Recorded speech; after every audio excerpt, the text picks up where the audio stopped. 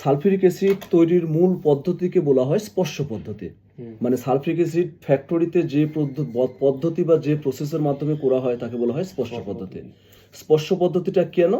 কারণ ওই sulphur dioxide আর অক্সিজেনকে সরাসরি যে ক্যাটালিস্ট ইউজ করা হয় অর্থাৎ প্রভাবক ভ্যানাডিয়াম পেন্টঅক্সাইড তার পৃষ্ঠের সাথে স্পর্শ করায় বিক্রিয়া করা হয়।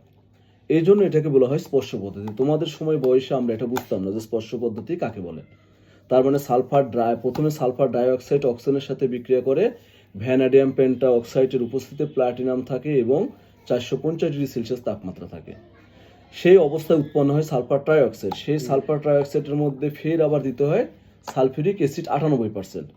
এটা দিলে আমার ধূমায়িত সালফিউরিক অ্যাসিড উৎপন্ন হয়, যেটাকে বলা হয় অলিয়াম, যার সংকেত H2S2O7। সেটার মধ্যে আবার যদি আমরা সালফিউরিক অ্যাসিড যোগ করি তাহলে কি না, আমাদের পানি যোগ করতে হবে। পানি যোগ করলে আমরা পাবো লিকুইড 100% বিশুদ্ধ সালফিউরিক অ্যাসিড। ওকে, তাহলে এই পদ্ধতি। আর সরাসরি যদি সালফার ট্রাইঅক্সাইডের মধ্যে সালফিউরিক অ্যাসিড দাও মানে পানি দাও তাহলে উৎপন্ন হবে সালফিউরিক অ্যাসিড, কিন্তু যে সালফিউরিক অ্যাসিড উৎপন্ন হবে সে এত পরিমাণ ধোঁয়া বা স্মোক উৎপন্ন করবে যে শ্রমিকরা কাজ করতে পারবে না। তখন কি হবে, তারা ম্যাক্সিমাম অসুস্থ হয়ে পড়বে।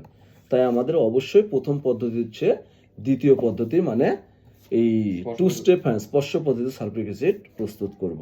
ওকে।